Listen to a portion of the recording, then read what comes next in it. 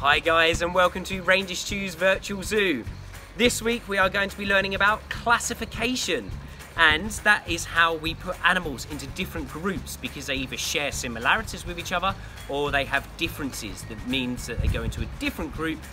For example, invertebrates, we are going to meet a millipede later today. Fish, we're going to see some fish. Amphibians, we may meet a frog, you never know. Reptiles, could be a tortoise.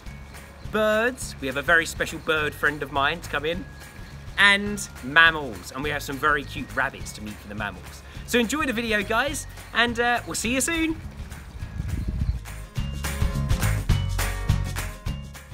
So this amazing creature here is a millipede, and millipedes are invertebrates. So if you feel it on your back, you feel that bobbly bit, well that's your backbone. And you are a vertebrate, you have a spine. Whereas mini beasts, creepy crawlies, they don't have a spine. An invertebrate literally means without a backbone. We're going to be meeting 5 groups of vertebrates later today. But I thought I'd bring up Millie first to tell you a little bit more about her. That's her name, Millie, and she is a giant millipede. And these guys get even longer than this actually. And millipedes don't have millions of legs. They have anything between about 250 and about 370 legs, depending on the species. So we're going to start with our first vertebrates, which are fish.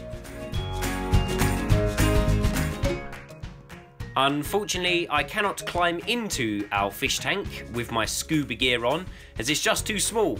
So instead, I'm going to tell you about them from the outside. Fish are vertebrates, just like us. They have a spine, just like us, which makes them a vertebrate. But fish live in water.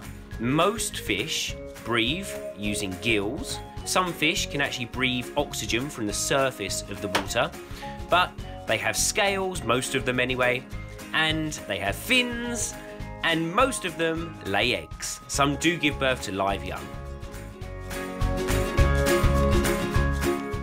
So our next group of vertebrates are amphibians. Now unfortunately we don't have any amphibians here at Cedars Nature Centre, so imagine that there is a frog on my hand right now, and we are going to be keeping this type of frog, a poison dart frog, here at Cedars Nature Centre at some point in the future. But amphibians, they have wet smooth skin, they're cold-blooded, and they lay their eggs in water. And this amazing creature is a reptile, and reptiles have dry scaly skin, they are cold-blooded, and they lay their eggs on land. And in particular, his name is Minton, and he is a tortoise, a Hermann's tortoise. Tortoises live on land, they've got claws, whereas terrapins live on land and water, and they've got claws with webbed feet in between. And turtles live in the sea, and they've got flippers.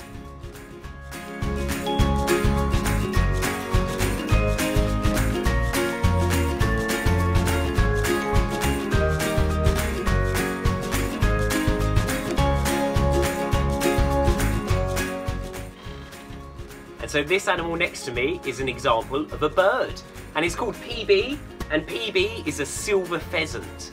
And he is very old, he's one of the oldest animals that lives here at Cedars Nature Centre. He's 16, and he actually lives in with the next animals that we're going to meet. But I'm going to tell you about birds first of all. So all birds have feathers. You can see he's got a very long tail. They are warm-blooded, they can fly, although not all birds can fly. Penguins, chickens, kiwis, they can't fly. And what do birds lay? They lay eggs.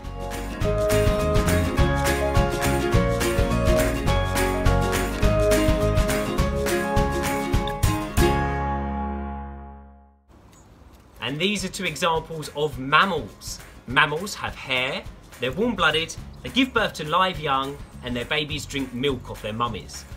Now these 2 are domestic rabbits, and we have Hickory here, and we have Rosie here, and they're both rescue rabbits, bless them. They get on really well here at Cedars Nature Centre, and they love meeting the public.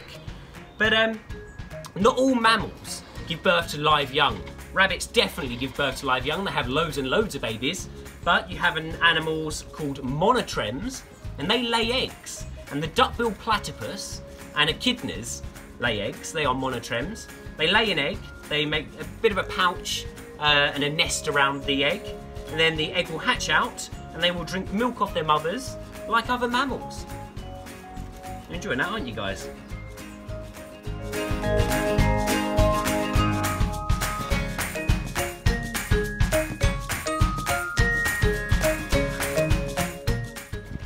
So I hope you enjoyed that video on classification, guys.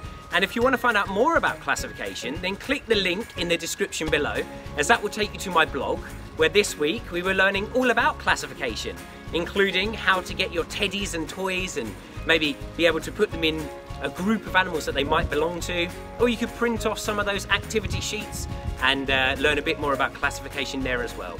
But in the meantime, stay safe, take care, and we'll see you soon.